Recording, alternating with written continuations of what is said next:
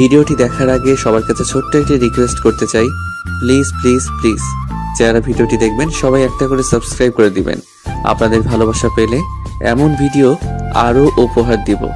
ভিডিওগুলো বানাতে অনেক কষ্ট হয়, আমি জানি। ভিডিওটি অনেক মানুষই দেখবেন, প্লিজ একটা করে সাবস্ক্রাইব করে দিবেন। সবাইকে পুরো গল্পটি দেখার জন্য অনুরোধ রইল। বিয়েটা ভাঙতে বাধ্য হলেন কনে পক্ষ। অনুষ্ঠান মঞ্চে সকলের সম্মুখে বরের মুখোশ খুলে দিয়ে ঠায় দাঁড়িয়ে তিয়াশা। বিয়ের কোণে তখন বিহল তাকিয়ে। খানিক আগেই চেঁচিয়ে উঠেছিল তিয়া, রীতিমতো খুন করার জন্য হাঁসফাঁস করছিল সে। পরিস্থিতি খারাপ দেখে চেপে ধরল ওর বন্ধু আওয়ান। আমাকে ছাড়, এই হারামের বাচ্চাকে আমি মেরেই ফেলবো। আমাকে কাল বিয়ে করবে বলে আজ এখানে বিয়ে করতে এসেছে। ছাড় আমাকে জানোয়ার, তোকে তো জুতা পেটা করবো আমি। রওনকের অবস্থা কাহিল, পরিস্থিতি সামলানোর উপায় খুঁজে পাচ্ছে না। তিয়া যেন আরো রেগে যায়। স্টেজের সামনে থাকা ফ্লাওয়ার ভাসগুলো ভেঙেও শান্তি হয়নি তার। কোণের সামনে গিয়ে থেমে যায়। মেয়েটার গলা চেপে ধরে তিয়া। সবাই চেঁচিয়ে ওঠে। রওনক ছুটে যায় সেদিকে। এবার কনেকে ছেড়ে রওনকের উপর হামলা করে। রওনকের জিভ বেরিয়ে আসার উপক্রম। আওয়ান এতক্ষণ মুখ টিপে হাসলেও এবার তিয়াকে আটকায়। তিয়ার থেকে ছাড়া পেয়ে বারবার শ্বাস নেয় রওনক। সকলে ছুটে আসে ওর দিকে। কি হচ্ছে কেউ বুঝতে পারছে না। একজন লোক চেঁচিয়ে উঠলেন, সম্ভবত কনের বাবা তিনি। কি হচ্ছেটা কি? এই মেয়েটাই বা কি? এভাবে হামলাই বা করছে কেন? আঙ্কেল, আমি আপনাকে পরে বোঝাবো সব। আগে কি বুঝাবি তুই? কি বলবি ওনাদের? কথা বলতে বলতে রওনকের কাছে চলে এসেছে তিয়া। আওয়ানের ইচ্ছে হচ্ছে মাটিতে গড়াগড়ি খেতে, তবে খুব কষ্টে হাসি থামিয়ে রেখেছে। রওনকের কলার চেপে ধরে গালি প্রদান করে তিয়া। হারামের বাচ্চা, মেয়ে মানুষ দেখলে হুঁশ থাকে না তাই না? জিভ দিয়ে পানি পড়ে, শুধু টাকা চাই তোর। দেখো তিয়া, ভাষা খারাপ করবে না বলে রাখলাম। তাতে দাঁত চেপে বলল রওনক। তিয়ার রাগ বাতাসের গতিতে বৃদ্ধি পেল। সর্বশক্তি দিয়ে ধাক্কা দিল রওনককে। ধাক্কা সামলাতে না পেরে বর আসনের নিচে পড়ে গেল রওনক। এতক্ষণ পর বিয়ের কোণে তথা জারিন মুখ খুলল। কি হচ্ছেটা কি এসব? আমাকে কি পাগল মনে হয় সবার? আর রনক এসব কি? কে এই মেয়েটা? জারিন, আমি। রওনক কথা পূরণ করতে পারেনি, তার পূর্বেই অট্টহাসিতে ফেটে পড়ল তিয়া। সকলের দৃষ্টি এখন ওর উপর। কিয়ৎক্ষণ বাদে বলল তিয়া, এই হারামের উদ্দেশ্য হলো টাকা। যে যত টাকা দিবে তার সাথে রিলেশন করবে। মানে? বোঝাচ্ছি আমি। এই যে ভোলা ভালা সুন্দর চেহারাটা দেখছো, এর পেছনে লুকিয়ে আছে এক নিকৃষ্ট মানুষ। একটু থামল তিয়া। আওয়ানের দিকে তাকাতেই আওয়ান ইশারায় আশ্বস্ত করল। তিয়া বলা শুরু করল।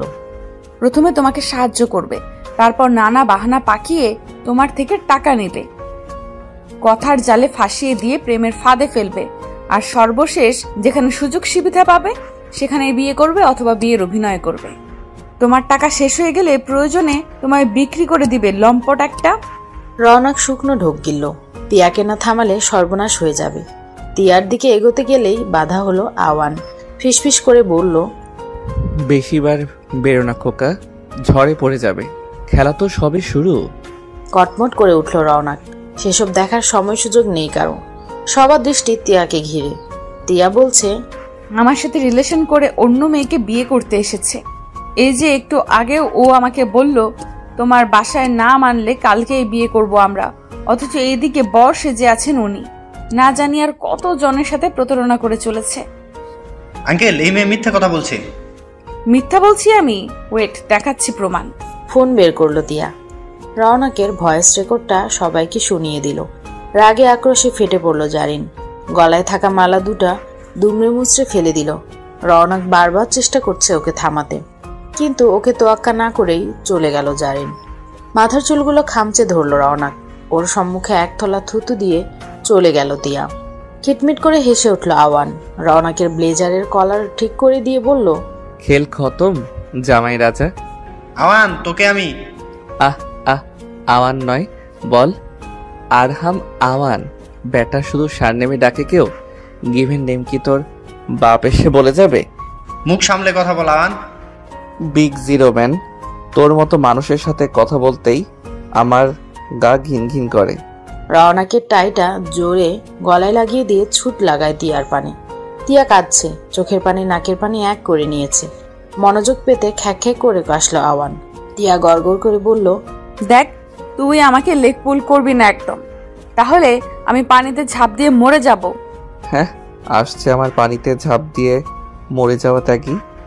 আমি এখন মজা করার মুডে নাই, একা থাকতে দে আমায়। থাক একা, বারণ করেছে কে? আওয়ান প্লিজ। বিরক্তকর শব্দ করে একটু দূরে অবস্থান করলো আওয়ান। ওপাশ থেকে নানান রকমের কান্নার আওয়াজ কানে এসে লাগছে, যেন মেঘ ডেকেছে আর বৃষ্টিও সাড়া দিয়েছে। তাই তো অঝোর ধারায় কেঁদে চলেছে তিয়া। কৃত্রিমতার থেকে প্রকৃতিকে বেশি অনুভব করে তিয়া। ওর মনে হয় মেঘ আর বৃষ্টির খুব ভালো একটা সম্পর্ক রয়েছে। এই যে মেঘ ডাকলেই বৃষ্টি চলে আসে সবকিছুকে তুচ্ছ করে। হাত দুটো বুকে চেপে ধরে এক ফালি শ্বাস নিল সে। বাতাসে ফুলের গন্ধ ছড়িয়ে ছিটিয়ে সে ঘ্রাণ নাকে প্রবেশ মাত্র কম্পন সৃষ্টি করলো ওর দেহ। বিড়বিড় করে বলল, বাতাস, তুই কি হবি আমার প্রাণ? মেঘের ডাকে বৃষ্টি যেমন সাড়া ফেলে, তেমন করে তুই কি আমার ডাকে সাড়া দিবি? মেঘ বৃষ্টির মতো করে আমরা কি একটি গল্প লিখতে পারি না? এতটাই তুচ্ছ আমি? মেয়েটার কথায় ব্যথা ছড়িয়ে পড়ল। মৃদু হাসির ছন্দ এঁকে ঘরে প্রবেশ করলো আওয়ান। তিয়া বুঝতে পারলো অসময়ে কে এসেছে। কাউচের উপর গা এলিয়ে দিয়ে আওয়ান বলল, কিরে আজকাল হিংসে করছিস খুব? কিসের হিংসে? কার সাথে হিংসে করছি আমি? ওই যে বললি মেঘ বৃষ্টির মতো কেউ তোর ডাকে সাড়া দিবে কিনা। কেউ বলেনি, বলেছি বাতাস আমার সঙ্গ দিবে কিনা। বেশি বেশি বলিস না তো। অবশেষে বায়ুমণ্ডলের সাথে প্রেম করার শখ জেগেছে। তা বায়ুমণ্ডলের কয় স্তর আছে জানিস তো? দেখ আওয়ান, আমার ভালো লাগছে না, প্লিজ যা এখন। বয়েই গেছে আমার। এসেছিলাম কারণ আন্টি বলল তুই নাকি ছ্যাঁকা খেয়ে ব্যাকা না হয়ে খাবারের উপরে অভিমান করেছিস, তাই ডাকতে এসেছিলাম। হয়েছে, এবার যা তুই। আগে খাবার শেষ করবি, তারপর যাব আমি। আওয়ান প্লিজ, একটু একা থাকবো আমি। তোর সাথে কেই বা থাকতে চেয়েছে?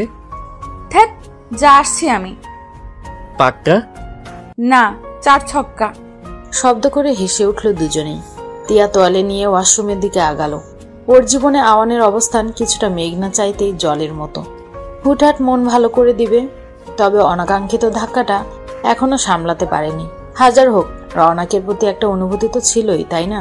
জীবনে বিরহ বেড়ে গেলে মানুষ রবি ঠাকুরের গান শোনে, আর তিয়া তার বিপরীত নিয়মে গিয়ে জাস্টিন বিবারের গান শুনে চলেছে। সাউন্ড এত বেশি যে ঘরে ঢুকেই কান চেপে ধরল আওয়ান। জীবনের সব থেকে বড় ভুল মেয়ে বন্ধু। এই মেয়েরা জীবন দশায় প্রচন্ড আবেগী হয়, আর এদের আবেগ সামলানোর মতো বিশাল দায়িত্বখানা উড়ে এসে জুড়ে পড়ে ছেলে বন্ধুর ঘাড়ে। সাউন্ড বক্স অফ হতেই বিছানা থেকে মুখ তুলে তাকালো, কিন্তু আওয়ানকে দেখেও কোনো রকম প্রতিক্রিয়া না দিয়ে ঠায় শুয়ে রইল আগের মতো। কোমরে হাত গুজে আওয়ান বলল, ভার্সিটি যাস না কেন? মন চায় না। সামনে যে টেস্ট পরীক্ষা আর তারপর ফাইনাল, সেই ধ্যান আছে? আছে, যা এখন বিরক্ত করিস না। দেখ তিয়া, এই ঝড় বৃষ্টির মাঝে এসেছি শুধু তোর মুড ঠিক করতে। আমার কথাটা শোন। তুই আমার মুড আরো নষ্ট করে দিয়েছিস। আশ্চর্য, মানুষ কি আর প্রেমে ছ্যাঁকা খায় না? কয়জন এমন বিরহ পালন করে বলতো? তুই কি যাবি না আমার সামনে থেকে? না, যাব না। দুজনেই নাছর বান্দা, কেউ কাউকে এক চুল ছাড় দিতে রাজি নয়। আকাশে মেঘ ডেকে চলেছে, এখনই বৃষ্টি এসে আলিঙ্গন করবে ধরায়। সামনেই ফাইনাল পরীক্ষা। পড়াশোনায় ঢিল দিলে যাতা হতে পারে। কেউ চায় না তার জীবন থেকে একটা বছর বৃথা যাক। তাহমিদের সাথে কথা বলছে আওয়ান। সেই আলোচনা শোনার জন্য কান পেতে আছে তিয়া, তবে এতে তেমন সুবিধা করা গেল না। কথা শেষ করে ড্রয়িং রুমে এলো। তিয়া রিমোট দিয়ে চ্যানেল পাল্টে খাবার খেতে লাগলো। টিভিতে কার্টুন চলছে এখন, অথচ কার্টুন পছন্দ নয় মোটেও। সবটা বুঝতে পেরে অন্তরালের অযাচিত দীর্ঘশ্বাস লুকালো। ছাতা খুলে নিয়ে বাসা থেকে বের হয়ে এলো। দরজার কাছে এসে থামলো তিয়া। আওয়ান গেটের কাছে দাঁড়িয়ে আছে। ছাতা থাকা সত্ত্বেও শরীরের এক অংশ ভিজে একাকার। চোখ মুখ কুচকে রইল কিছুক্ষণ। আওয়ান আবার ফিরে এলো। তিয়া কোনো প্রশ্ন করবে তার আগেই কিছুটা পানি ছিটিয়ে দিল ওর গায়ে। এটা কি হলো? বৃষ্টির সাথে বন্ধুত্ব? যত সব। কাল ভার্সিটিতে 2টো বাজে পার্টি আছে, তুই না আসলে আমি কিন্তু ফিরবো না। আর যাব না আমি। তিয়া, আই এম সিরিয়াস। আমিও যাব। মেইন গেটের কাছ থেকে তুমুল গতিতে হর্নের শব্দ করে যাচ্ছে জিমাম। এই ঝড় বৃষ্টির মাঝে পরম নিরুপদ্রবে ঘুমিয়েছিল নিজ বাসাতে, তবে বন্ধুর প্রয়োজনে ছুটে আসতে হলো তাকে। ছাতাটা গুটিয়ে নিয়ে গেটের কাছে এলো আওয়ান। জিমামের অন্তরালে বিরক্তি, তবে চোখে মুখে তার প্রকাশ নেই। বাইকের পেছনে বসতেই সুরসুর গতিতে চলতে লাগলো বাইক। দুই বন্ধুই বৃষ্টিতে ভিজে চিপচিপে, কাক ভেজা হয়ে ফিরেছে আওয়ান। ছোট বোন আরশি একের পর এক প্রশ্ন তুলে যাচ্ছে, যার উত্তর দেওয়ার প্রয়োজন বোধ করছে না ছেলেটা। তোয়ালে দিয়ে মাথা মুছে ভেতরে চলে এলো। এক হাতে শার্ট প্যান্ট রেখেই আরশি আবার প্রশ্ন করলো, সত্যি করে বলতো ভাইয়া, এই ঝড় বৃষ্টির মাঝে কোনো রাজকার্য সম্পন্ন করে এলি? কেন? তুই জেনে কি করবি? বৃষ্টির পানি তো তোর ভালো লাগে না, অথচ সেই বৃষ্টির মাঝে বের হয়ে গেলি হঠাৎ। তো এটা নিয়ে এত মাতামাতির কি আছে? সেদিন যে আমি বললাম পাশের দোকান থেকে একটা ফেস প্যাক এনে দে, তখন তো বৃষ্টির দোহাই দিলি। দিয়েছিলাম। তাহলে আজ কি করে গেলি? তুই বুঝবি না গাধা। এখন ধর তো ফোন আর ওয়ালেট, পুরো ভিজে গেছে ফোন। কে জানে অক্ষত আছে কিনা। আরশির কপালে হালকা করে চাপড় মেরে বাথরুমে ছুট লাগালো সে। এই ভরা সন্ধ্যাতে কাক ভেজা শরীরে ঘরে এসেছে, সেটা যদি কোনোভাবে মায়ের নজরে পড়ে তাহলে লঙ্কাকাণ্ড ঘটে যাবে, যা একেবারেই কাম্য নয়। তামজিৎ খন্দকারের একমাত্র সন্তান তিয়া। জীবনে না পাওয়া বলতে কোনো অপশন নেই। প্রয়োজনের আগেই সবকিছু দেখেছে। সেই হিসেবে এক লম্পট ছেলের জন্য শোক পালন করা বোকামি ব্যতীত আর কিছুই নয়। তবে এত সহজে ট্রমা থেকে বের হতে পারছে না। সারাক্ষণ ক্ষুধার্ত বাগিনীর মতো প্রতিশোধের অনল বয়ে চলেছে। এত বড় প্রতারণার শিকার আগে কখনো হয়নি যে, তাই বক্ষস্থলটা একটু বেশি বিক্ষত। সকাল থেকে দুইবার খাবারের জন্য ডেকেছেন তাহমিদা, তবে বিছানা থেকে দেহপিঞ্জর সরছেই না। আবারও ডাক দিলেন তিনি। অলস ভঙ্গিতে উত্তর করল তিয়া, আমি আরো ঘুমাবো মা। সে কি কথা? তাহলে ভার্সিটি যাবে কখন? আমি তো ভার্সিটি যাব না আজ। কাল কত আশা নিয়ে বাসায় এসেছে ছেলেটা, আর আমি তো খুব জোর দিয়ে বলেছি যাবি তুই। বিষয়টা কেমন দেখায় না এখন? আমাকে না জিজ্ঞেস করে কেন বলো এমন কথা? দেখ মা, জীবনটা অনেক বড়। বয়স কত তোর? মাত্র জীবন দেখতে শুরু করেছিস, এখনই ভেঙে পড়েছিস? আমি ভেঙে পড়িনি মা, শুধু রাগ হচ্ছে খুব। আমার সাথে এমনটা কি করে করলো? আহা, জাহান্নামের যাক না সেসব। এখন বিছানার ছেড়ে উঠ, ফ্রেশ হয়ে নাস্তা কর, তারপর ইচ্ছে হলে ভার্সিটি যাবি, না হলে না। তাহমিদার কথাকে সম্মান করে বাথরুমে গেল তিয়া।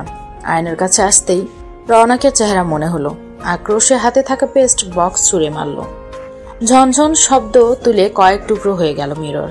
এক অংশে লেগে আছে, আর তাতে নিজের মুখচ্ছবির অস্পষ্ট কিছু অংশ দেখা পেল, যা ভয়ঙ্কর তিমিরাচ্ছন্ন। খিটমিটে মেজাজের মেয়ে সানিন সকলের কাছে এমন বিরূপ প্রকৃতিতেই পরিচিত। মুখে হাসির রেখা পাওয়া যেন কোনো বিরল কাহিনী।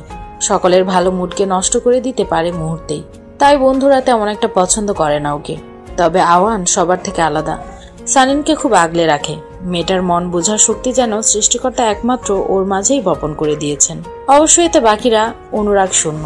তবুও সবাই এগিয়ে চলেছে মানিয়ে নেওয়ার এক নিষ্ফল চেষ্টায়। হেই, সকলের কি অবস্থা? ভালো। আজ এত লেট হলো কেন তোর? আসলে আমার কাজিন এসেছে, ওর সাথে আড্ডা দিতে গিয়ে লেট হয়ে গেল। কিন্তু আওয়ান কোথায়? আসেনি আজ? এসেছে তো। আসছে যখন, তো কোথায় মহারাজ? সেটা তো ঠিক জানি না। চারপাশে একবার চোখ বুলিয়ে বসলো সানিন। মডার্ন ফ্যাশনে চলাফেরা করে সবসময়, সেই কারণে পাছে লোকে নানান কথাই শোনায়, তবে সামনে কারো টু শব্দটি নেই। হেই আওয়ান। সানিন, ওয়াও, তুই আজ এলি যে? সূর্য ঠিকঠাক উদয় হয়েছে তো? বেশি বেশি হচ্ছে, এমনিতেই আসতাম কাল থেকে, তবে শুনলাম কি যেন পার্টি হচ্ছে আজ। ভালোই করেছিস। আসলে আমি তো বেমালুম ভুলে গিয়েছিলাম তোর কথা। এটা তোর। কিন্তু সানিন, এখন না প্লিজ। সকলের মাঝে উপহার গ্রহণ করতে পছন্দ করে না আওয়ান, তবুও জোরপূর্বক হাসার চেষ্টা করে বক্সটা নিল। হয়তোবা কোনো বড় ব্র্যান্ডের ঘড়ি আছে এতে, যা পরে থাকবে কাবার্ডের কোনো এক এলোমেলো কোণে। গাড়ি দিয়ে চলাফেরা করে তিয়া, তবে সেটা সব সময় নয়। মূলত বিলাসিতা সহ সকল কার্যক্রম ওর মনের উপর নির্ভর করে। পরিবারের একমাত্র মেয়ে হওয়ায় কারো সাধ্য নেই কিছু বলার। তবে আজ গাড়ি ছাড়াই বের হলো। দারোয়ান অবশ্য বললেন গাড়ির কথা। তিয়া নাকচ করে বলল রিক্সা ডেকে দিতে। কথা মতো রিক্সা ডেকে দিলেন দারোয়ান। বাতাবরণ কবষ্ণ নয়, আবার শীতলও নয়, কেমন যেন গুমট বসন্ত বসন্ত ভাব। তবে মূলত এখন চলছে বর্ষাকাল। খটখট আওয়াজ করে এগিয়ে যাচ্ছে রিক্সা। কি সুন্দর জাদু রয়েছে যন্ত্রটিতে। ড্রাইভার মামার পায়ের ছোঁয়াতে চলছে মাইলের পর মাইল। পৃথিবীর সকল সৃষ্টিকর্ম বড় আশ্চর্যজনক। এসব ভাবতে ভাবতে ভার্সিটির কাছে চলে এসেছে তিয়াশা। রিক্সা থেকে নেমে ভাড়া মিটিয়ে দিল। ব্যাগটা ভালো করে কাঁধে নিতেই চোখ যায় রোডের ওপাশে থাকা এক আইসক্রিম পার্লারের মেইন ফটকে। জোরালো হাসির সাথে মেতে আছে সানিন আর আওয়ান। মেয়েটার ভাবভঙ্গিমা কখনোই ভালো লাগে না ওর। মনে পড়ে যায় প্রথম দিনের কথা। সেদিন কি অপদস্থটাই না করেছিল ওকে। পরে অবশ্য ক্ষমাও চেয়েছে। তবে তিয়ার ক্ষোভ মিটেনি। আইসক্রিমের বিল মিটিয়ে লম্বা লম্বা পা ফেলে সব থেকে ঝড়ের গতিতে বের হয়ে এলো আওয়ান। কিছুক্ষণ পূর্বেই ভার্সিটির গেট দিয়ে তিয়াশাকে যেতে দেখেছে। সানিন কিছুই বুঝলো না। হাতে থাকা আইসক্রিমটা গলে গেছে বেশ কিছুটা। সেটার দিকে তাকিয়ে হতাশার শ্বাস লুকালো। জীবন উপাখ্যান এক এক সময় এক এক রকম। এই মুহূর্তে যে তোমার সাথে আছে, কাল সে নাও থাকতে পারে। সবাই শুধু উপর দিয়ে বিবেচনা করে। কার সময় আছে অন্য কারো অন্তঃকরণের খোঁজ রাখা? Sorry everyone. রাখ তুই তো সরি। এই ইহজগতের সব থেকে লেট ব্যক্তিটাই হলি তুই। তাই এক্সাম হলে কার লেখা সবার আগে কমপ্লিট হয় বলো তো? আর ভার্সিটি শেষ হলে কে সবার আগে বের হয়? সেটা তো তোর এক্সট্রা অ্যাক্টিভিটি। তবে ভার্সিটিতে সবার লেট তো তুই ঢুকিস, তাই না? তো হলো তো ক্রস ক্রস। সুমিতার শব্দভাণ্ডার এবার খালি। বরাবরই যুক্তি দিয়ে ক্রস ক্রস করে মুক্ত হয়ে যায় তিয়া। এই মেয়ের সাথে কথায় পারা মুশকিল। মাত্রই চিপসের প্যাকেটটা খুলেছে জিমাম। 4-5 থেকে 4টা হাত সবগুলো চিপস নিয়ে নিল। ঘটনাটা এতটাই দ্রুত ঘটল যে প্রতিবাদের সুযোগও সে পেল না। বিহল হয়ে যাওয়া মুখের পানে তাকিয়ে হেসে উঠল 4 জন। কয়েক সেকেন্ড পর সেই হাসির সাথে যোগদান করলো জিমাম নিজেও। বন্ধু মানে খাবারে ভাগ বসানো, আর বন্ধু মানে এক আত্মা 2টি প্রাণ। এদের ক্ষেত্রে এক আত্মা 6টি প্রাণ। মাঝে শুধু পেন্ডিং হয়ে আছে সানিন। মেয়েটার সাথে সকলের বনিবনা হয় না তেমন। তবে বন্ধু মহলের একটি আসন তার জন্য বরাদ্দ করে দিয়েছে সকলের প্রিয় আওয়ান। তবে এই সপ্তম আত্মাটা সকলের থেকে আলাদা। ক্লাসের সম্মুখে সেই থমে গেল 5 জোড়া বিচলিত পা। প্রচণ্ড শক্তপোক্ত হয়ে শটান হয়ে দাঁড়ালো। একে একে সবার আগাগোড়া পরখ করলেন প্রফেসর শঙ্কর ভট্টাচার্য। ভদ্রলোকের নামের মতোই ভয়ঙ্কর তেজ বিদ্যমান। কাঁপাকাঁপি শুরু হয়ে গেছে ওদের। All is well, but class টাইমে লেট করা ভেরি ব্যাড। Sorry sir. 5 জনে একসঙ্গে বলায় ছোটখাটো টর্নেডোর মতো আওয়াজ হলো। শঙ্কর ভট্টাচার্য গোল গোল করে তাকিয়ে থেকে ভেতরে যাওয়ার অনুমতি দিলেন। আহ্লাদে আত্মহারা 5 জোড়া পায়ের গতি এমন দেখালো যেন ঝড়ো হওয়া বয়ে চলল এইমাত্র। টিয়া এদিকে আয়। সিট খালি করে দিল আওয়ান। মূলত তার জন্যই অপেক্ষা করছিল। ক্যাম্পাসে ঢোকার পথে দুর্ভাগ্যবশত প্রফেসরের সাথে দর্শন হয়, আর মন না টানা সত্ত্বেও ক্লাসে আসতে হলো। প্রফেসর শঙ্কর স্যার ম্যাথ করাচ্ছেন। পুরো ক্লাসে একটা মশার গুনগুন অবধি নেই। হোয়াইট বোর্ডটার দিকে অনিমেষ তাকিয়ে থাকা তিয়ার মনোযোগ পাওয়া যাচ্ছে না কিছুতেই। মনোসংযোগ সৃষ্টির লক্ষ্যে হালকা করে শীষ বাজালো। তবে দুর্ভাগ্যের কারণে সেই শীষের শব্দটা একটু বেশি জোরালো হয়ে গেল। ক্লাসরুমে থাকা প্রতিটা নেত্র তাকালো শব্দের উৎস অনুসারে। টিচার ক্লাসে থাকা অবস্থায় কোনো শব্দ করাকে যেখানে পাপ হিসেবে ধরা হয়, সেখানে মুখ দিয়ে শীষ বাজানো তো মহাপাপ। আর এই মহাপাপ কর্ম করেছে আওয়ান। রোষ মেশানো দৃষ্টিতে তাকালেন প্রফেসর। একবার ক্ষমা প্রার্থনা করতেই ঝাঁজ মেশানো কণ্ঠে ভদ্রলোকের জ্ঞান শুরু হলো। এতটাই জোরালো সেই জ্ঞান যা সহ্য করতে না পেরে ব্যাগপত্র গুটিয়ে এক প্রকার পালিয়ে গেল ছেলেটা। পুরো ক্লাসে হাসির রোল পড়ে গেছে। স্কেল দিয়ে শব্দ করে প্রফেসর বললেন, সাইলেন্ট এভরিওয়ান। নীরবতায় ছেয়ে গেল ক্লাসের প্রতিটি স্থান। কিয়ৎক্ষণ পর তিয়াও বের হয়ে গেল। পুরো ক্লাসের দৃষ্টি তখন ওর পদচারণে। কেউ কেউ সাহসে প্রশংসা না করে ঠিক থাকতে পারল না বোধহয়। আর তার ফলস্বরূপ ধমকে উঠলেন ম্যাথ প্রফেসর শঙ্কর ভট্টাচার্য। মাঠে এসে পা দিয়ে মাটিতে আঁকিবুকি করছিল আওয়ান। সুদূর থেকে ভেসে আসা কণ্ঠের মতো কিছু শব্দ কানে এলো। পিছন থেকে অবিরতহীনভাবে ডেকে যাচ্ছে তিয়া। কাছে এসে শ্বাস নিতে নিতে বলল, কি বলবি বল। আমি কখন কি বলবো? এড়িয়ে যাবি না তুই। আমি কিন্তু দেখেছি আমাকে ইশারা করছিলি। ও ওইটা আসলে হয়েছে কি? কি হয়েছে বল। পিয়ালিপনা পছন্দ নয় আমার। একটা মেয়েকে পছন্দ হয়েছে, কিন্তু বলতে পারছি না। হেল্প কর না দোস্ত। চারপাশে চোখ বুলিয়ে নিল তিয়া। লিস্ট অনুযায়ী সব ঠিকঠাক। মোটামুটিভাবে বার্থডে পালনে যে সকল আয়োজন করা হয় তার সবই করা হয়েছে। তবে সত্যিকার অর্থে আজ ওদের কারো জন্মদিন নয়। তবে সত্যিকার অর্থে আজ ওদের কারো জন্মদিনই নয়। তবুও অভিনয় চালাতে হবে। কয়েকটি টেবিলের পরে বসে চকলেট ব্রাউনিতে চামচ দিয়ে নাড়াচাড়া করছিল সানিন। সবটা মাথার উপর দিয়ে যাচ্ছে ঠিক, তবে কাউকে প্রশ্ন করার প্রয়োজন বোধ করছে না। শুধু দেখে যাচ্ছে নির্বিকার ভঙ্গিমায়। চেঞ্জিং সাইড থেকে কস্টিউম চেঞ্জ করে এসে একটা চেয়ারে বসলো আওয়ান। লাল রঙের স্যুট বুট পরে একদম ফিটফাট রাজকুমার। সাম্মিত চোখ থেকে কাজল নিয়ে নজর টিকায় দিয়ে দিল। হাত দুটো ভাঁজ করে কানের কাছে ঘুরিয়ে বলল, দোস্ত, আগে জানতাম মেয়েদের রূপ গলে গলে পড়ে, তবে আজকে আরেকটা ধারণা যোগ হলো। অন্য কোনো ছেলেদের না হলেও তোর রূপ ঝর্ণার মতো ঝরে ঝরে পড়ে।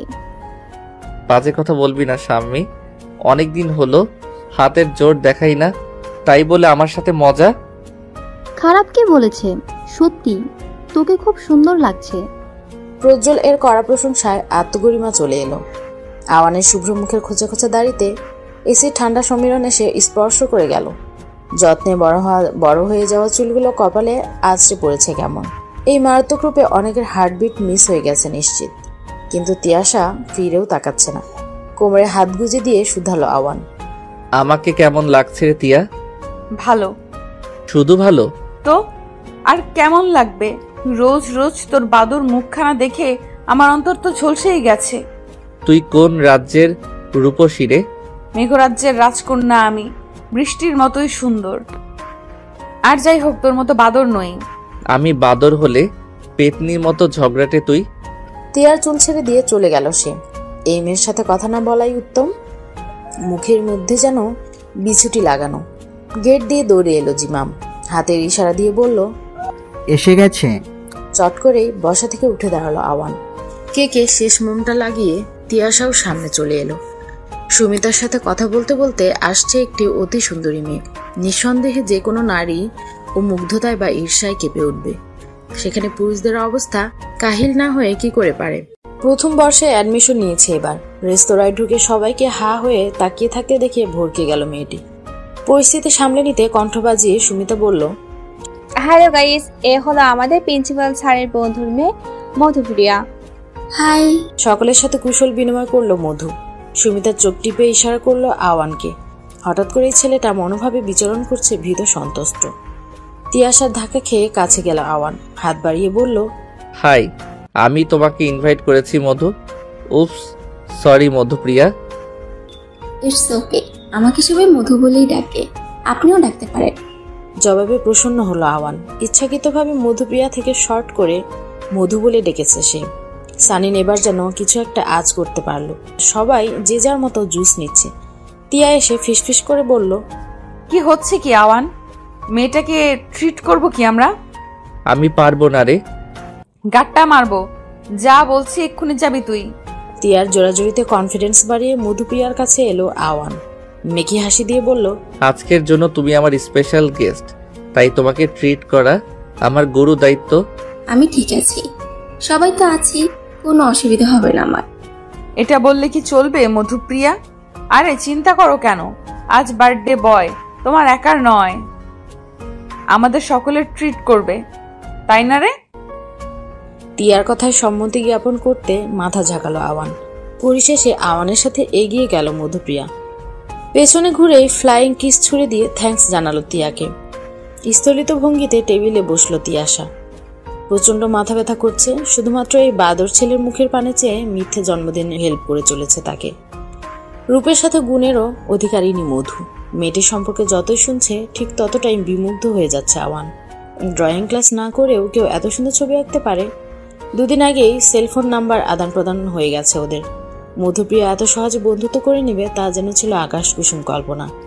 ফোনের ফ্রন্ট সাইটে নিজের ছবি ছিল, সেটাকে বদল করে নিয়েছে সেদিনের সাক্ষাৎ শেষে। আওয়ানের সিক্স সেন্স বলছে মধু তার প্রেমে হাবুডুবু খাচ্ছে নিশ্চিত। ভার্সিটি যেতে হবে তাই চটজলদি ফোন রেখে ওয়াশরুমের দিকে ছুট লাগালো। শাওয়ার শেষ করে মিনিট 5 মাঝেই পুরোপুরি তৈরি হয়ে গেল। দৃষ্টিনন্দন সৌন্দর্যের অবস্থা না হলেও আওয়ানের চালচলন সকলে নজর কেড়ে নেয় ক্ষণিকের পরিচয়ে। দাঁড়াও আওয়ান। আমি আসবো? আসো। কোথায় যাচ্ছ তুমি? ভার্সিটিতে। পলিটিক্যাল ইস্যুর কারণে ভার্সিটি তো অফ আজ। ফাইনাল ডিপার্টমেন্ট তো অফ নয়, আমি চাইলে খোঁজ নিতেও পারো। ছেলের কথায় জোর দেখা যাচ্ছে। বইয়ের পাতা উল্টাতে উল্টাতে তাকালেন তিনি। নিজেকে ঠিক রাখতে খুব কষ্ট হচ্ছে আওয়ানের। সামনে দাঁড়িয়ে থাকা নারীটি শুধু তার গর্ভধারিণী মা নয়, বরং একজন একনিষ্ঠ মানুষও বটে। তার সামনে এমনভাবে মিথ্যে বলা চারটিখানি কথা নয়। টেবিলের উপর ধপ করেই বইটা রাখলেন সুষমা। বদ্ধ কক্ষে সে শব্দ অদ্ভুত রে শোনালো, যেন বহুদিন পর কোনো শব্দহীন কক্ষের দ্বার উন্মুক্ত করেছে অজানা কেউ। সরি আম্মি, আমি খুব খুব সরি। আমার মিথ্যে বলা উচিত হয়নি। কতবার একই কথা বলবো আওয়ান? আমি এবার সত্যি মর্মাহত আম্মি। আমি আসলে বন্ধুদের সাথে আড্ডা দিতে যাচ্ছিলাম, যদি তুমি বারণ করো তাই এই মিথ্যেটা। তিয়াশা আমাকে ফোনে বলেছে তুমি যেতে পারো। নিজের কানকে যেন বিশ্বাস করতে পারল না আওয়ান। তাই হা হয়ে যাওয়া মুখটা বন্ধ না করেই তাকিয়ে রইল সুষমার পানে। তিনি আবার একই কথা বললেন। খুশিতে লাফিয়ে উঠল। তবে তার স্থায়িত্বকাল খুবই কম। কোনো মতো রুম থেকে বের হলো। দেয়ালে ঝুলিয়ে রাখা নিজের সব থেকে প্রিয় ব্যাট নিয়ে চুমু এঁকে দিল। ব্যাডমিন্টন টুর্নামেন্ট নিয়ে কথা বলছে জিমাম। অন্য পাশে আড্ডা দিচ্ছে বন্ধু মহলের বাকি সদস্যরা। ফিল্ডের কাছে এসে মুখের ভঙ্গিমা বদলে ফেলল সে। রওনাকার তার দল বলে এসেছে, হাতে রয়েছে ব্যাডমিন্টন ব্যাগ। এই যে খোকা, এখন আমরা খেলবো এখানে। আমরা আগেই জায়গা দখল করে রেখেছি, তাই আমরা খেলবো আজ। বললে জায়গা কি তোর বাপের? মুখ সামলে কথা বল রৌনক, না হলে কি? থেমে গেলি কেন? বল, কি বলছিলি? দেখ, তোর সাথে ঝগড়া করার কোনো মুড নাই আমার, তাই এখনই চোখের আড়ালে যা। দাঁত কিরমির করতে করতে পাশ কাটলো রওনাক। এই নাদুস নাদুস ছেলেটার এত সাহসের একমাত্র উৎস তিয়াশার করা সেদিনের অপমান। ডান গালে হাত রেখে নেত্রপল্লব বন্ধ করলো। সমস্ত ঘটনা একে একে রিপিট হতে লাগলো চোখে। তীব্র আক্রোশে হাতে থাকা র্যাকেট ব্যাট চেপে ধরলো। সঙ্গে সঙ্গে বেঁকে গেল ইউনেক্সের ব্যাট। টুর্নামেন্ট শুরু হবে মাত্র কয়েক মিনিট। জ্যামে আটকে আছে আওয়ান। শহরের রাজনৈতিক দলের নেতা বের হওয়া মানে গরিবের পেটের ভাত কেড়ে নেওয়া। দেশ ও জাতির কল্যাণে সৃজন ঘটেছে নানান দলের, তবে কল্যাণের থেকে অকল্যাণের সংখ্যাই অধিক। ঘামে ভেজা টি শার্টটি গায়ের সাথে লেপটে গিয়ে বডি মাসেল স্পষ্ট হয়ে গেছে। অতি যত্নে গড়ে তোলা মিহি চুলগুলো দোল খাচ্ছে শীতল সমীরণে। ছুটে এসে সামান্য নাক কুচকে বলল আওয়ান, এত জ্যাম বোধহয় পুরো জীবন দশাতে দেখিনি আমি। তুই তো ঘেমে নে একাকার, এখন খেলতে পারবি তো? পারবো পারবো, আগে বলো মধুপ্রিয়া এসেছে কিনা? এসেছে তো, গ্যালারির শীর্ষে বসে হাসি তামাশা করছে। তিয়া কোথায় রে? আরে বলিস না ওর কথা, কতবার বললাম কিন্তু আসলোই না। কি বলিস আসেনি? কিন্তু আমায় যে। অর্ধেক বাক্যের মাঝে মধুকে দেখলো আওয়ান। এদিকেই আসছে মেয়েটি। পরনে মেরুন রঙের ক্যাজুয়াল শার্ট আর জিন্স, গলায় ঝুলানো ফ্যাশনের স্কার্ফ। মেয়েটির চোখের দিকে তাকিয়ে ঠোঁট দুটো প্রসারিত করলো। মধুকে বেশ উৎফুল্ল দেখালো। আওয়ানের আগেই প্রশ্ন করলো মধু, কেমন আছো আওয়ান? বেশ ভালো, ইউ লুকিং বিউটিফুল। থ্যাঙ্কস। আচ্ছা চলো ওই দিকটা যাই। ঘাসের উপর বসলো মধু আর ওর ঠিক দু হাত পাশে বসলো আওয়ান। মেয়েটি একের পর এক গল্প করে চলেছে। ক্ষণে ক্ষণে ফুটে উঠেছে সুচেতা ভাব। বাঁশি শব্দে পেছনে তাকালো আওয়ান। টুর্নামেন্ট শুরু হতে চলেছে, তাই বলল, এবার তো আমাকে যেতে হবে মধু। হ্যাঁ হ্যাঁ নিশ্চয়ই, বেস্ট অফ লাক। হাত নাড়িয়ে বিদায় জানালো আওয়ান। ঘাসের উপর আরো কিছুক্ষণ বসে থাকে গ্যালারির দিকে অগ্রসর হলো মধু। ঘুম জড়ানো কণ্ঠে তিয়ার রাগ গলে গলে পড়ছে। এতবার বলা সত্ত্বেও ও কল করেছে সামনে। মেয়েটিকে বলেও লাভ হয় না, তবুও বলল, দেখ, আর একবার ভিডিও কল করলে ফোন সুইচ অফ করে দিব আমি। দোস্ত এমন করছিস কেন? আমাদের দুই বন্ধু টুর্নামেন্ট খেলবে আর তুই দেখবি না? আমার চোখে শুধু ঘুম শাম্মী, ভিডিও করে পাঠিয়ে দিস। দোস্ত গুমট মুখ থেকে চোখ ফেরালো তিয়াশা। কল কাটার আগে সানিন এসে যোগ দিল। মেয়েটার কণ্ঠ আজ উগ্রতা যুক্ত। সানিনের সাথে টুকটাক যা কথা হলো তা গত 3 বছরের বন্ধুত্বে কখনোই হয়নি। এমন পরিবর্তনের সব থেকে অবাক হয়েছে তিয়া। আদৌ কি মেয়েটা বদলে গেল? টুর্নামেন্টে হেরে মুখ ভার, এভাবে লজ্জায় মাথা ঠুকে যাবে জানলে কখনোই আসতো না আওয়ান। মায়ের আঁচলে মুখ গুজে থাকতো লক্ষ্মী ছেলের রূপে। ভাগ্য কি না এভাবে ঠকালো তাকে। বড় মায়া হলো নিজের প্রতি। সাথে কোথা থেকে যেন ভেসে এলো করুণ স্বীকারোক্তি। আজকে টুর্নামেন্টে হেরে যাওয়ার একমাত্র কারণ তিয়া। মেয়েটার দোষ সব দিকে। যদি না আম্মিকে মানাতো তাহলে টুর্নামেন্টে অংশ নেওয়া হতো না। আর তখন না থাকতো হেরে যাওয়া নিয়ে আফসোস। কিন্তু এখন কি হবে? মধুপ্রিয়ার কাছে যেতে হবে কতটা সংকোচে। আহা, কি সুন্দর আত্মগরিমা নিয়ে চলছিল দিন, তবে এখন তো ফুটো বেলুনের মতো চুপসে যেতে হবে। ভাবতেই ভীষণ কান্না পেল ওর। শুধুমাত্র মধুপ্রিয়ার দর্শন থেকে বাঁচতে পেছনের দিক দিয়ে বেরিয়ে এসেছে। কখনো কল্পনাও করেনি জীবন তাকে চোরের মতো পালাতে বাধ্য করবে। পকেটের ফোনটা ক্যাচ ক্যাচ শব্দ করে চলেছে। অনিচ্ছা থাকা সত্ত্বেও ফোনটা সম্মুখে নিল। তিয়াশা নাম দেখেই রাগ এসে ভর করলো মুখমণ্ডলে। রিসিভ করে এক নাগারে বলা শুরু করেছে, তোর জন্য মধুপ্রিয়ার সম্মুখে হেরে গেছি আমি। মান ইজ্জত সব মাটির সাথে মিলে গেল আজ। তুই বল, কোন মেয়েটা এমন হিরো ছেলের সাথে প্রেম করবে? তুই যদি আম্মিকে না মানাতি তাহলে আমি আসতাম না, আর না হতো মান সম্মানের ফালুদা। একটু থেমে আবার বলতে লাগলো, তুই সব ইচ্ছে করে করেছিস। নিজে তো প্রেমের ছ্যাঁকাকে বেহাল অবস্থা, এখন আমার প্রেমটা শুরু করার আগেই ভেঙে দিলি। কার সাথে কথা বলছি আমি? শুধু শুধু সময় নষ্ট হলো। ধ্যাত। কল কেটে গেছে। তিয়ার চোখে মুখে বিরক্তি ভাব। এই মুহূর্তে এসব কথা যদি আওয়ান না বলে রওনাক বলতো তাহলে কেঁদে পুরো ঘরের অবস্থা খারাপ করে দিত। কিন্তু এখন শুধু রাগ হচ্ছে। একটা শিক্ষা পেল আজ। সাদে বলে না, লোকের ভালো করতে নেই, না হয় দোষটা পড়বে তোমারই ঘাড়ে। বহুদিন ধরেই তামজিদ খন্দকার মেয়ের বিয়ে নিয়ে ভাবুক হয়েছেন, তবে মেয়েকে বলার মতো সাহস হচ্ছে না। প্রতিটা বাবার নিকট তার সন্তানেরা হয় রাজকন্যা কিংবা রাজপুত্র, তবে একমাত্র সন্তান হলে বলা যায় আদরের দুলালি। তিয়াশার ক্ষেত্রেও আদরের দুলালি ট্যাগটা প্রযোজ্য। মানুষ যাকে অতি ভালোবাসে তাকে নাকি দ্রুত হারিয়ে ফেলার সম্ভাবনা থাকে। এই চিন্তাধারা অব্যাহত রেখে গত 22 বছর যাবৎ মেয়ের বিয়ে নিয়ে কখনো টু শব্দ অবধি করেননি তিনি। তবে আমাদের সমাজের একটা নিয়ম রয়েছে, সেই নিয়মের বাহিরে চলা মানে ঘোর অপরাধ। দরজায় নক না করে ঘরে চলে এসেছিল তিয়া। মর্যাদা দেখাতে দুপা পিছিয়ে গেল, বলল, ডেকেছিলে আব্বু? হ্যাঁ মামনি, কাজের প্রেসারে তোমার সাথে কথাই বলা হয় না, তাই ভাবলাম আড্ডা দেই একটু। খুব ভালো করেছো। আমার মনটাও আড্ডা আড্ডা করছে। ভেবেছিলাম মাকে বলবো তুমি আসলে যেন ডেকে দেয়। তো মামনি, পড়াশোনা কেমন চলছে? তোমার মা বলল কিছুদিন আগেই নাকি মন মরা হয়ে গিয়েছিলে। কেন, সমস্যা হয়েছে কি? না আব্বু, সবই ঠিকঠাক। আসল কথায় আসা যাক। আমি সিদ্ধান্ত নিয়েছিলাম, সেই কারণেই তোমার সাথে কথা বলা। কি সিদ্ধান্ত আব্বু? মেয়েরা ঘরের সৌন্দর্য, তবে একটা নির্দিষ্ট সময় পর তাদের অন্য ঘরে যেতেই হয়। আমার বিশ্বাস তুমি বুঝতে পেরেছো আমার কথা। তিয়ার মুখের গড়নে কিঞ্চিত পরিবর্তন ঘটেছে। কিছুদিন আগে এত বড় ধাক্কা খেতে হলো, এখন বিয়ের মতো গুরুত্বপূর্ণ সিদ্ধান্ত কি করে নেবে? তাছাড়া সামনেই যে ফাইনাল পরীক্ষা, গ্রাজুয়েশন কমপ্লিট করে বিশেষ পরীক্ষা অংশগ্রহণ করতে চায় তিয়া। সেই হিসেবে এখন বিয়ে নামক ভয়ঙ্কর বিষয়টি এড়িয়ে যাওয়াই উত্তম। তাই একটু কৌশল খাটালো সে।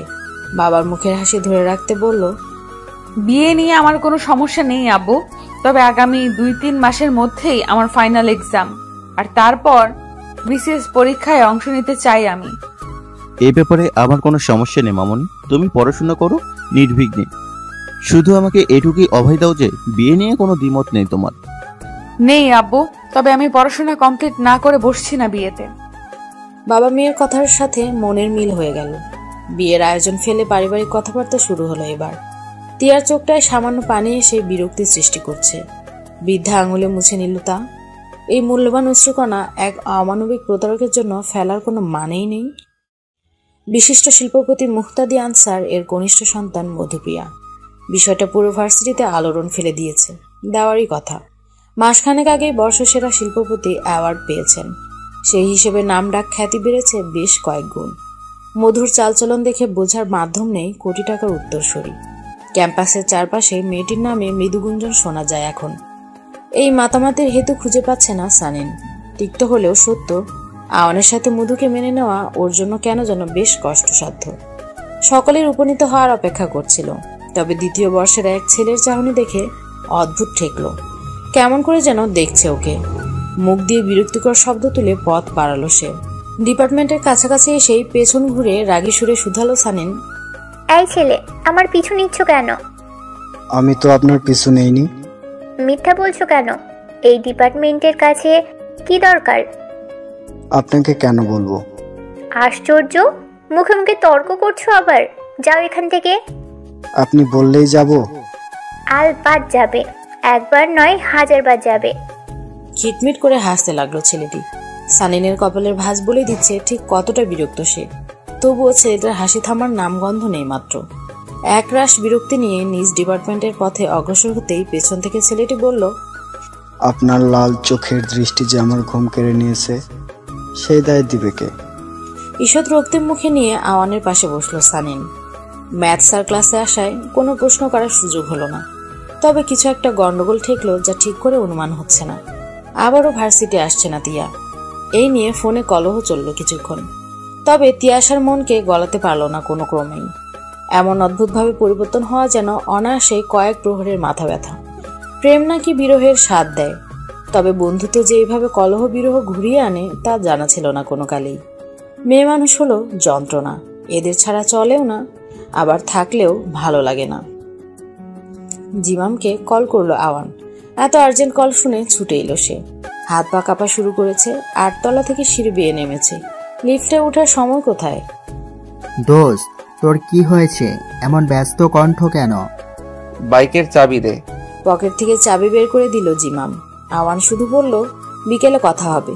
পর মুহূর্তে ধোয়া উঠিয়ে বাইক নিয়ে মিলিয়ে গেল দৃষ্টির থেকে বহুদূর। হাঁটুতে চিবুক ঠেকিয়ে বসেছে আওয়ান। গালের এক পাশ উঠানামা করছে রাগে। তিয়াশার বাসায় বড় করে তালা ঝুলানো। এদিকে দারোয়ানকেও দেখা যাচ্ছে না। সিঁড়িতে বসে থেকে কোমরে ব্যথা হয়ে গেল, অথচ দারোয়ান লাপাতা। সাহেব, এই যে সাহেব। হাঁটু থেকে মাথা তুলে তাকালো আওয়ান। চোখে ঘুমের ক্লান্তি। 2 চোখে হাত বুলিয়ে বলল, কোথায় ছিলেন চাচা? সেই একটা থেকে বসে আছি। আমি তো ভাত খাইতে গিয়েছিলাম। তবে আপনি জানেন না তিয়া মামনিরা বাসায় নেই? কি বলেন? সকালেই তো কথা হয়েছে, আমাকে তো কিছু বলেনি। কি জানি, হয়তো মনে নাই। আনমনা হয়ে চলে এলো আওয়ান। তিয়া যে ইচ্ছাকৃত এমনটা করেছে তা বলার বাকি থাকে না। ভেতরে ভেতরে জ্বলন হচ্ছে খুব। শুধু শুধু এই মেয়ের জন্য চিন্তা করছিল, অথচ সব ঠিকঠাক। ইদানিং মধুপ্রিয়ার সাথে সময় কাটানো হয় না। সকাল বিকেল মিলিয়ে 2-1টা মেসেজের লাইন। বিষয়টা হয়তো সম্পর্কটায় খাদ নামাতে পারে। সেই আশঙ্কায় কেঁপে উঠল আওয়ান। মনে মনে ঠিক করলো গিফট নিয়ে যাবে মধুর জন্য। এতে হয়তো মেয়েটির সাথে সম্পর্ক গাঢ় হবে। চশমার ফাঁক দিয়ে নিজের ভাইকে দেখে চলেছে আরুষি। লোকে বলে সদ্য পা দেওয়া কিশোরী মন আর নবযৌবনের আগের সময়টা মানুষ একটু বেশি উপলব্ধি ক্ষমতা পায়, যা মাঝে এসে হারিয়ে যায়। নবযৌবনে পা দেওয়া আরুষির অবচেতন মন একটু বেশি উপলব্ধি করতে পারল। ভাইয়ের যে মনের রোগ হয়েছে তা যে কেউ বলে দিতে পারে। আরুষি, একটা কাজ করে দিবি বোন? কি? তুই তো বাংলায় খুব ভালো, একটু গুছিয়ে উইশ লেটার লিখে দিবি। নর্মাল উইশ হয় না বন্ধুর জন্য, একটু আবেগ, নরম মোলায়েম প্রাঞ্জল ভাবে অনুভূতি প্রকাশ। রাস্তায় জারিনের সাথে দেখা হওয়ার পর রওনাকের মন ভালো নেই। মেয়েটার সাথে জীবনের সবথেকে গুরুত্বপূর্ণ বন্ধন সৃষ্টি করতে যাচ্ছিল, যদিও এর পেছনে লুকিয়ে ছিল অসৎ উদ্দেশ্য। তবে মন আজ অন্য কথা বলছে, যা কিছুতেই সরাতে পারছে না। হয়তো এত কাছ থেকে কাউকে অনুভব করা হয়নি, সেই কারণে।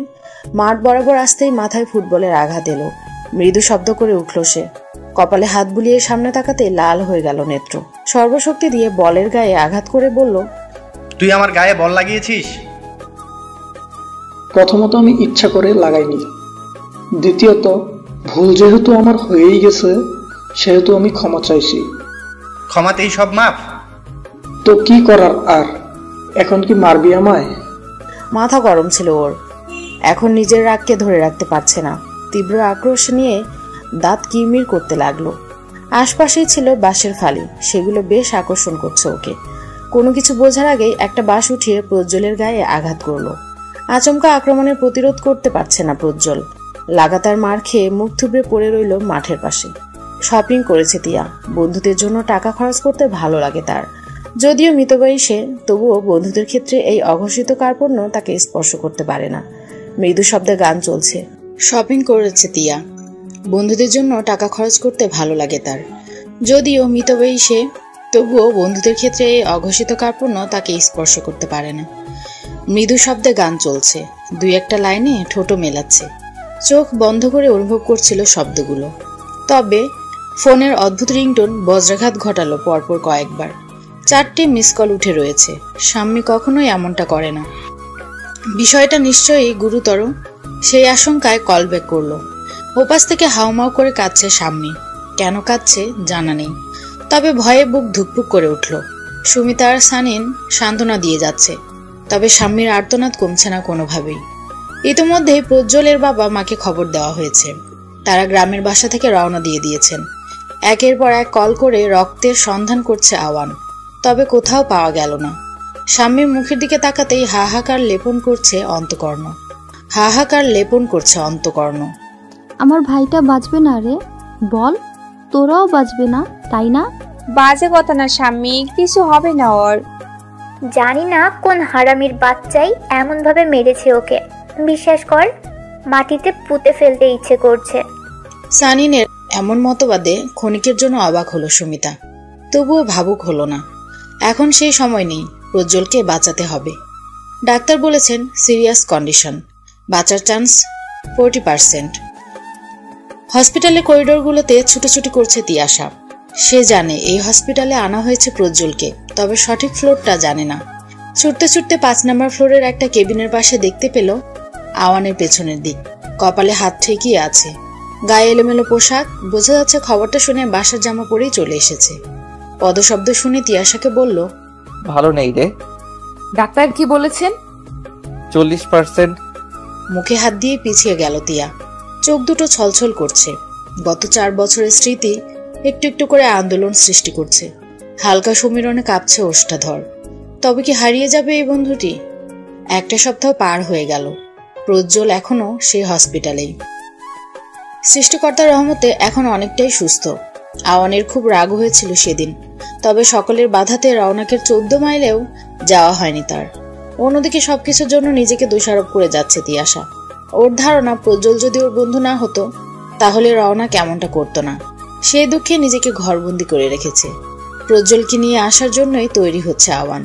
হালকা নীল রঙের শার্টে সেজে উঠে আওয়ানের সুঠাম দেহ। আয়নায় তাকিয়ে নিজেরই হার্ট মিস হলো কয়েকবার। এই সময়ে মধুপ্রিয়ার কাছাকাছি গেলে নিশ্চয়ই পুরো দমে মন দিয়ে বসবে মধু। জিমামের সাথে বাইক নিয়ে ছুটে চলেছে হসপিটালের পথে। তবে পথিমধ্যে ঘটল আরেক বিপত্তি। কি যেন হয়েছে মধুপ্রিয়ার, সমান তালে কেঁদে যাচ্ছে। আওয়ান কি বলবে ঠাউর করতে পারছে না। পরিশেষে ঠিক করলো মধুপ্রিয়ার কাছে যাবে। জিমামকে হেলমেট দিয়ে বলল, বিকালে দেখা হচ্ছে, তবে এখন আমাকে যেতেই হবে দোস্ত।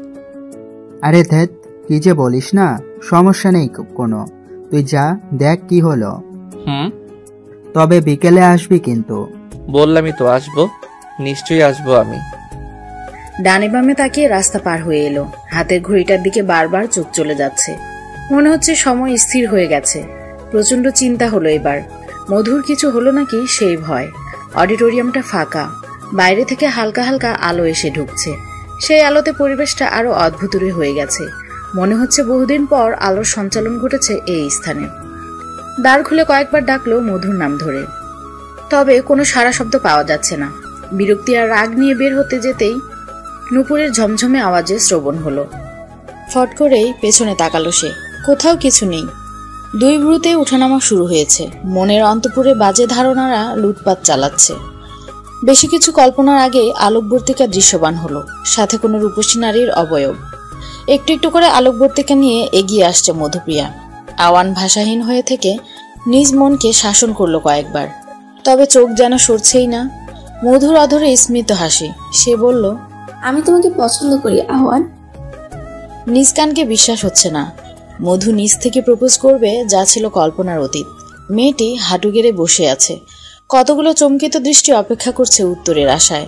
তবে তৎক্ষণাৎ উত্তর না দিয়ে কণ্ঠে ঝাল মিলিয়ে বলল, উচিত করনি মধু, আমি টেনশনে ছিলাম।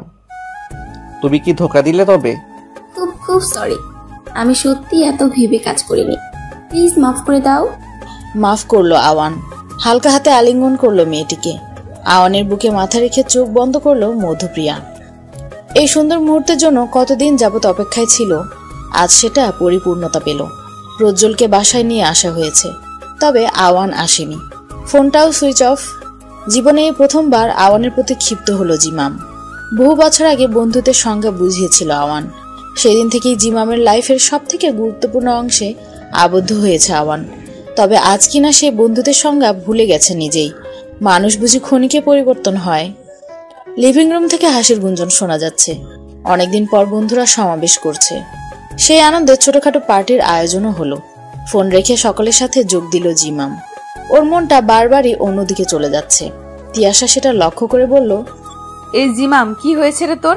সেই কখন থেকে দেখছি জোর করে হাসার চেষ্টা করছিস, কোনো সমস্যা?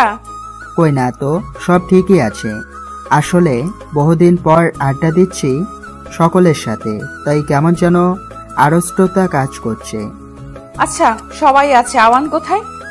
কি যেন দরকারি কাজে আটকে গেছে রে, এত প্ল্যান করে নিজেই আসতে পারলো না। অর্ধ সত্য বলেই প্রসঙ্গ বদল করলো জিমাম। স্বামীর হাত ধরে আছে প্রজ্জ্বল। জমজ হওয়ার দরুন জীবনের ভালোবাসা কম হয়েছে, বরং মারামারি হয়েছে বেশি। তবে এবার যেন দুজনের মন গলেই জল হয়ে গেল। ভাই বোনের অনন্য ভালোবাসা ফুটে উঠেছে। সত্যি বলতে, আমরা প্রিয় মানুষদের আঘাত করতে পারি, তবে অন্য কেউ আঘাত করলে সহ্য করতে পারি না। সেদিনের পর 3টে দিন চলে গেল। আজকাল তো ভার্সিটিতেও আসছে না আওয়ান। সারাক্ষণ মেতে থাকে মধুপ্রিয়ার সহিত। নতুন প্রেমে পড়ে নিয়ন্ত্রণ হারিয়ে ফেলেছে। সময় কেটে যায় চোখের পলকেই। সুষমা অধুনা আগের মতন সন্তানদের প্রতি খেয়াল রাখছেন না। সবসময় উদ্বিগ্ন থাকেন। না হলে টানা 3 দিন ভার্সিটি না যেয়ে থাকতে পারত না আওয়ান। আরশির পড়াশোনাতেও ঢিল হয়েছে। ভার্সিটিগুলোতে একের পর এক পরীক্ষা দিয়ে চলেছে, তবে ভাগ্য সহায় নেই। পাবলিক ভার্সিটিতে চান্স হচ্ছে না, যাও হচ্ছে তা মনের মতো বিষয় পাচ্ছে না। সেই নিয়ে মনে মনে দ্বন্দ্বও সৃষ্টি হয়েছে। সকলের মাঝে হাসি খুশি থাকলেও রাতের মধ্যভাগে বাথরুমের ট্যাপ ছেড়ে কান্না করে, কখনো বা হাত পা কামড়ে ধরে। মানসিকভাবে বিপর্যস্ত হয়ে পড়েছে কিনা। আরশির লিখে দেওয়া লেটারগুলো মনে ধরেছে মধুপ্রিয়ার, সেই কারণে আবার বোনের শরণাপন্ন হলো। দরজার কাছে এসে ঠকঠক আওয়াজ করলো, ভেতর থেকে রেসপন্স নেই। আবার নক করলো আওয়ান, তবে আরশির সারা শব্দ নেই। গুটি পায়ে বেডের কাছে এসে নোটপ্যাড রেখে বলল, বোনো, আরেকটা লেটার লিখে দিবি প্লিজ, প্রমিস। ক্যাম্পাসের স্পেশাল ফুচকা ট্রিট দিব, দেখ 500 টাকাও দিব, প্লিজ বোন লিখে দে না। আরশির সাড়া নেই। এবার মেয়েটির গায়ে ঠেলা দিল আওয়ান। তবে যা দেখলো এতে করে বুকের ভেতর ছ্যাদ করে উঠল। মুখ দিয়ে সাদা ফেনা বের হচ্ছে, হাত থেকে কলম পড়ে গেল। কোনো দিকে না তাকিয়ে আরশিকে কোলে তুলে নিয়ে ছুট লাগলো। ওর মস্তিষ্ক কি বুঝেছে জানা নেই, তবে ওর মন বলছে হসপিটালে যেতে হবে, না হলে প্রিয় বোনকে হারিয়ে ফেলবে। হন্তদন্ত হয়ে কেবিনে প্রবেশ করে আরশির গালে চড় মারলেন সুষমা। রাগে শরীর কাঁপছে ওনার। কল্পনাও করতে পারেনি ওনার মেয়ে বিষ খাবে। ঘৃণা হচ্ছে খুব। ম্যাজিস্ট্রেট হওয়ার দরুন নানা রকমের স্বাধীনতা নিয়ে কথা বলেছেন তিনি। জীবনের রূপাংশ নিয়ে রচনা করেছেন নানান বই। আজ সে মায়ের মেয়ে হয়ে এমন ঘৃণিত কাজ। আমার গর্ভের সন্তান না তুই। আম্মি প্লিজ থাক না এখন। চুপ, একদম চুপ। আশকারা পি লাঠি উঠে গেছে, না হলে এমন কাজ করতে পারতো না। ডাক্তার স্ট্রেস নিতে বারণ করেছেন, তুমি না হয় পরে বকা দিও। অসুস্থ শরীর নিয়ে এমনিতেই চর খেলো, আর বলো না প্লিজ। আরশিকে কিছু কথা বলার উদ্ধৃত হয়েছিলেন তিনি, তবে ছেলের কথায় মর্মার্থ বুঝতে পেরে কেবিন থেকে বেরিয়ে গেলেন। এলোমেলো লাগছে সব। আজ এতগুলো বছর ধরে তিলে তিলে গড়ে তোলা সাহসটুকু ভেঙে গুড়িয়ে গেছে। মনটা কেমন কুগাওয়া শুরু করেছে। যদি সময় মতো হসপিটালে না নিয়ে আসা হতো, তাহলে আরশিকে হারিয়ে ফেলতেন তিনি। এই বিভৎস চিন্তাগুলো মাথায় আসতেই চিৎকার করে কাঁদতে ইচ্ছে হলো। তবে জীবনের এক পর্যায়ে এসে মানুষ কাঁদতে পারে না, এদের কাঁদতে দেওয়া হয় না। মনকষ্ট নিয়ে বেঁচে থাকার জন্য হলেও শক্ত থাকতে হয়। যেই সময়টা গত 10 বছর যাবৎ পার করে চলেছেন তিনি। আরশির খবর শুনে হসপিটালে এসেছে তিয়াশা। যদিও বা আওয়ানের সাথে মনোমালিন্য চলছে তার, তবে আরশির খবর পেয়ে না এসে করিডোরে দেখা হলেও পাশ কাটিয়ে চলে গেল তিয়া। হৃদয়ে জমায়েত কষ্টখানি অন্তঃস্থলেই পিষে বেরিয়ে এলো আওয়ান। ভালো লাগছে না কিছুই। সকালের ঘটনা মনে পড়লেই শরীরের প্রতি লোমকূপে শীতল স্রোত নেমে যাচ্ছে। মনে হচ্ছে এই পৃথিবীর সমস্তটাই আধারে নিমজ্জিত। নতজানু হয়ে ডুকরে কেঁদে উঠল আরশি। আমি ডিপ্রেশনে চলে গেছিলাম আপু। বিগত দিনগুলোতে এত পড়াশোনা করেও কোনো পাবলিক ভার্সিটিতে চান্স হলো না। যাওয়াও হয়েছিল, পছন্দ মতো বিষয় পাইনি আমি। এত টেনশন মিলিয়ে আমি আর পারছিলাম না, সেই কারণেই ঔষধ। খোলা চুলগুলো রাবার ব্যান্ড দিয়ে বেঁধে দিল তিয়া। আপাতত এই বিষয়ে আর ঘাটাবে না বলে স্থির করেছে। জীবনে মানুষ শুধু আত্মহননের পথ বেছে নেয় না। এর পেছনে উপযুক্ত কারণ না থাকলেও কিছু কারণ অবশ্যই থাকে। ব্যাগ থেকে 1000 টাকার কতগুলো বান্ডিল বের করলেন সুষমা। ঘেমে নিয়ে একাকার হয়ে গেছেন তিনি। এসিটা ঠিকঠাক কাজ করছে না, পুরনো হয়ে গেছে কি না। টাকাগুলো খুব দ্রুততার সাথে গুনে নিয়ে বিভক্ত করলেন তিনি। এতগুলো টাকা দেখে থমকে গেল আওয়ান। কম করে হলেও 20 লাখ টাকা আছে এখানে।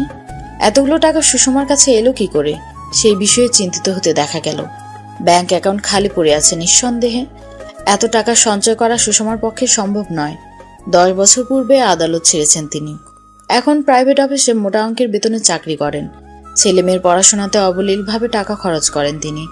সমাজে চলার মতো সব রকমের ব্যবস্থা করা আছে ওনার। মাস শেষে সঞ্চয় করা হয় না, এমনটাই জানতো আওয়ান। তবে এখন কি ওর ধারণার বদল ঘটবে? পাশে বসো আওয়ান। আমি এত টাকা প্রশ্ন করবে না, বসতে বলেছি বসো। আরুষি নিজের ঘরে আছে। জি আম্মি। মূল কথায় আসা যাক। এখানে 23 লাখ টাকা আছে আরুষির 4 বছরের পড়াশোনার খরচ। এত টাকা? আমি সিদ্ধান্ত নিয়েছি প্রাইভেট ভার্সিটিতে অ্যাডমিশন করিয়ে দিব। পাবলিক যেহেতু হয়নি তাই এত ভেবে কাজ নেই। কিন্তু আমি কোনো কিন্তু নয় আওয়ান, তোমার বোনকে হারাতে চাই না আমি। তাছাড়া টাকা নিয়ে আমি পিছু হাঁটতে চাই না। খোঁজ নিয়ে দেখো, তোমার বোনের ড্রিম ভার্সিটি এটা। সুষমা টাকা বুঝিয়ে দিয়ে চলে গেলেন। ভরসা করেন ছেলেকে, তবে নিজেকে ভরসা করেন না একটুও। হাতে টাকা থাকলে খরচ করা হয়ে যাবে। দুটো হৃদয় যখন কাছাকাছি হয় তখন একে অপরের প্রতি আকর্ষণ অনুভব করে, সারাক্ষণ কাছে পেতে চায়। আর যখন সেটা হয় না তখনই হয় অভিমান। মধুপ্রিয়ার অন্তঃকরণে এখন যেটা চলছে সেটা অভিমান। প্রত্যাশা অনুযায়ী পাচ্ছে না সে। সহসা নিজ থেকে ফোনও করে না আওয়ান। মনে হয় ভালোবাসা কমে গেছে। কল করে অভিযোগের খাদ নামাতে শুরু করলো মধু। এপাশ থেকে তেমন কোনো শব্দ এলো না। এবার হুঙ্কার তুলে কেঁদে উঠল মেয়েটি। সান্ত্বনা দেওয়ার মতো অনুভূতি নেই এখন, তবুও বলল, নিজেকে সামলাও মধু। সারাক্ষণ একে অপরের কাছাকাছি থাকবো না আমরা? এটা তো স্বাভাবিক, তাই না? আমার যে ভালো লাগছে না আওয়ান, আমি কেমন ছন্ন ছাড়া অনুভব করি। সবকিছুতে অনীহা। তোমাকে না দেখতে পেলে বুকের ভেতর কষ্ট হয়। বিগত কিছুদিন ধরে আমি খুব চাপের মধ্যে আছি মধু। কাল দেখা করব নিশ্চিত। সত্যি বলছো তো তুমি? হ্যাঁ রে বাবা, এখন আর কেঁদো না প্লিজ, না হলে আমার খারাপ লাগবে। কান্না থামালো না মধুপ্রিয়া, বরং আবারও কান্না শুরু করলো। ফোনের স্ক্রিনে তাকিয়ে ঘন শ্বাস ফেললো আওয়ান। সত্যি বলতে এই মুহূর্তে প্রেমের বাণী শোনাতে ইচ্ছে করছে না তার। পারিবারিক ভেজালটা সবকিছুর ঊর্ধ্বে চলে এসেছে।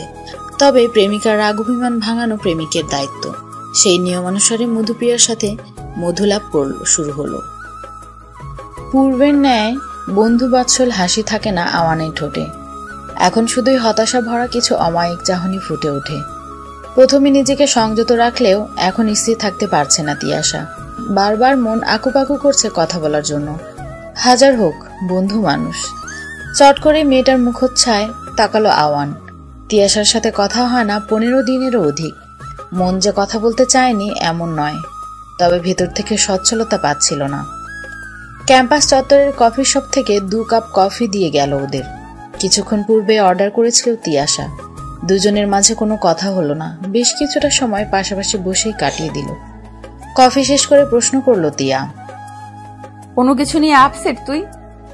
তেমন কিছু না রে, আরুষির বিষয় নিয়েই যা মন খারাপ। বাচ্চা মেয়ে ভুল করে বসেছে। আসলে ডিপ্রেশন বলে কয়ে আসে না। আমার মনে হয় তুই নিজেও ডিপ্রেশনে চলে যাচ্ছিস। স্বাভাবিক হওয়ার চেষ্টা কর। আমি স্বাভাবিকই আছি। তোর কথাতেই প্রকাশ পাচ্ছে কতটা স্বাভাবিক তুই। দেখ আওয়ান, আমি বলবো না আমি নিজে খুব সাধু, তবে এটা জানি মন খারাপ করে বসে থাকলে লাভ হয় না, সর্বশেষে খারাপই হয়। আমি ভেঙে গেছি তিয়া। আমার মস্তিষ্ক সচল নেই আগের মতো। চারপাশে এত এত ঝামেলা যে আমি নিতে পারছি না। মানুষ কি করে বাঁচে এত দুঃখ নিয়ে? এবার তিয়া নিশ্চুপ। খারাপই লাগছে তার। চোখের সামনে প্রিয় বন্ধু শেষ হতে দেখা কারোই কাম্য নয়। সমাধান না দিতে পারলে সান্ত্বনাও দিতে নেই। তাই তিয়া স্থির করলো আওয়ানকে খুশি রাখার চেষ্টা করবে। আগের মতো আবার আড্ডা দিবি সবাই। ক্লান্তিতে চোখ বুঝে আসছে তিয়ার।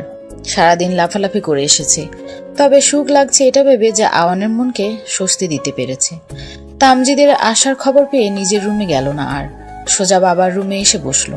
গা থেকে বাহিরের পোশাক অব্দি খুলেনি তামজিদ। মাত্র কয়েক মিনিটের জন্য এসেছেন। কাজ শেষে চলে যাবেন অফিসে। সেখান থেকে মিটিং শেষ করে রাতে বাসায় ফিরবেন। বাবার ব্যস্ততা দেখে চলে যেতে নিচ্ছিল, তবে তামজিদই ডাক দিলেন। চুপটি করে বসে রইল তিয়া। কাজ করতে করতে তামজিদ বললেন, বিজনেস নিয়ে কি মতামত তোমার? তোমার কথা বুঝিনি আব্বু। দেখো মামনি, আমার অবর্তমানে সবকিছুর একমাত্র মালিক তো তুমিই হবে। সবকিছু না বুঝে নিলে পরবর্তীতে সমস্যায় পড়তে হবে। আমি বিজনেসের প্রতি আকর্ষণ পাই না আব্বু, তাই প্লিজ আমাকে এসবে টেনো না। তিয়াশা, রাগ করেছে কেন তুমি? তুমি কেন বুঝতে চাচ্ছ না? সবকিছু সামাল দিতে পারে যে সেই জয়ী। চাকরির পাশাপাশি ও বিজনেস করা যায়। সেটা কি বোকামি নয় আব্বু? বোকামি কোনটা আমি জানি না, তবে জীবনে যদি সাধারণ হয়ে বাঁচতে চাও তাহলে চাকরি করো, আর যদি অসাধারণ হয়ে বাঁচতে চাও তাহলে বিজনেস করো। এখন তুমি বলতে পারো এতে কি লোভ প্রকাশ পেল না?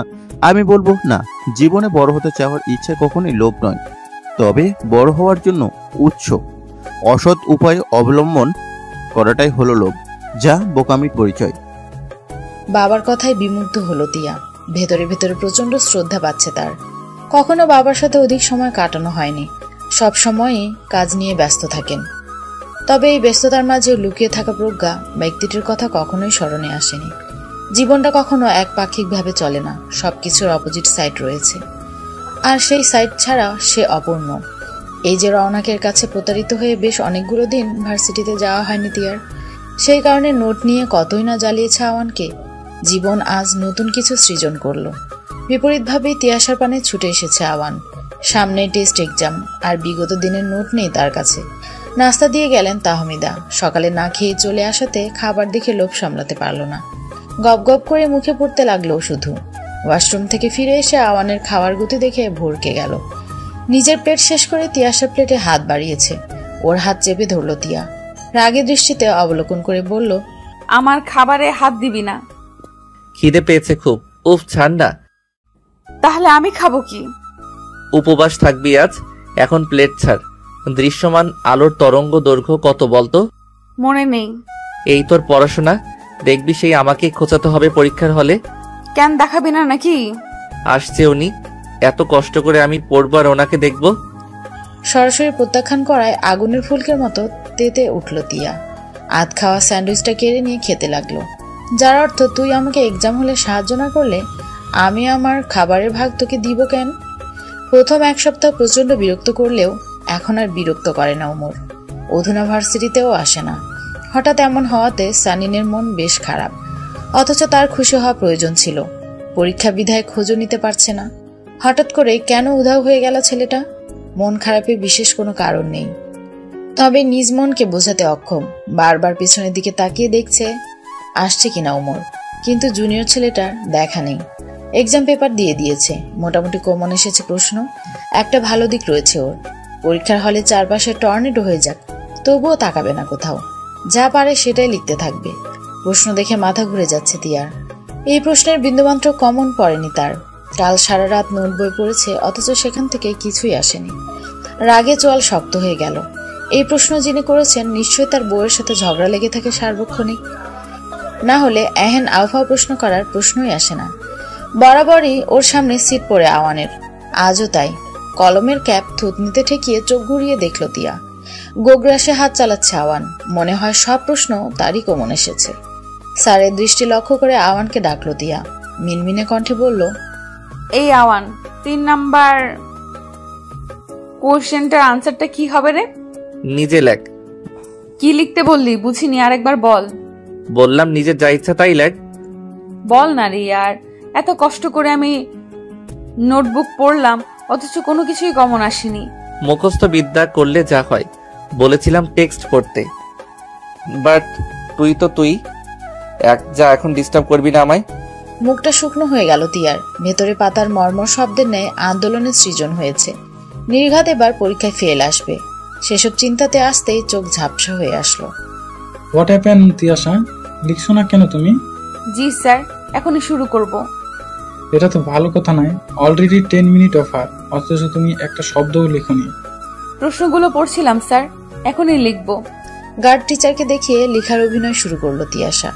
গার্ড চলে যেতে আওয়ানের পিঠে কলম দিয়ে খোঁচা দিল। পেছন ঘুরে আওয়ান বলল, কি হয়েছে কি এমন করছিস কেন? আরে ভাই লিখ না। দেখো। কি দেখাবো? প্রশ্ন। প্লিজ প্লিজ দেখা না দোস্ত। পারবো না। পড়াশোনা করবে না আর এক্সাম হলে আমার গলায় লটকে পড়বে, ওইটা হবে না বাবু সোনা। তিয়াশা বসে রইল। এত সহজে ছাড়ার পাত্রে নয় সে। যদি আওয়ান প্রশ্ন না দেখায় তো কলহ রটিয়ে দেবে, সেই প্রত্যয় নিয়ে বসে রইল মেয়েটি। দুষ্টুমি বুদ্ধির আনাগোনা চলছে অস্থি মজ্জা জুড়ে। জুতো খুলে ডান পাটা উঁচু করে আওয়ানের পিঠে ঠেকিয়ে দিল। চোখ বড় বড় করে তাকালো আওয়ান। অবশ্য তিয়ার কোনো হেলদোল নেই। সে অন্যদিক ফিরে গুনগুন করছে। আওয়ান লেখায় ব্যস্ত হলো। এবার দুপা উঠিয়ে আওয়ানের বেঞ্চে রাখলো তিয়া। তিয়া, হচ্ছেটা কি? কই কি হচ্ছে, লেখ তুই। আর লেখস না কেন? ফোঁস করে দম ফেললো আওয়ান। লেখা শুরু করলো সে। তিয়াশার মুখটা মেঘের আড়ালে চলে গেছে। আর চোখে সেসব দেখলো আওয়ান। তিয়ার পা বারবার ওর গায়ে স্পর্শ করে যাচ্ছে। যদিও তেমন বিরক্তি আসছে না, তবে স্যার দেখলে এই মেয়ের পরীক্ষা বাতিল করে দিবে। হঠাৎ করে দাঁড়িয়ে গেল আওয়ান। এমন করাতে ভয় পেয়ে যায় তিয়াশা। অনুনয়ের সুরে বলে, দোস্ত প্লিজ বিচার দিস না। স্যার কাইন্ডলি এখানে আসবেন। গার্ড টিচার আসলেই লুজ পেপার চাইলো আওয়ান। এবার তিয়া যেন হাঁপ ছেড়ে বাঁচল। হেন তেন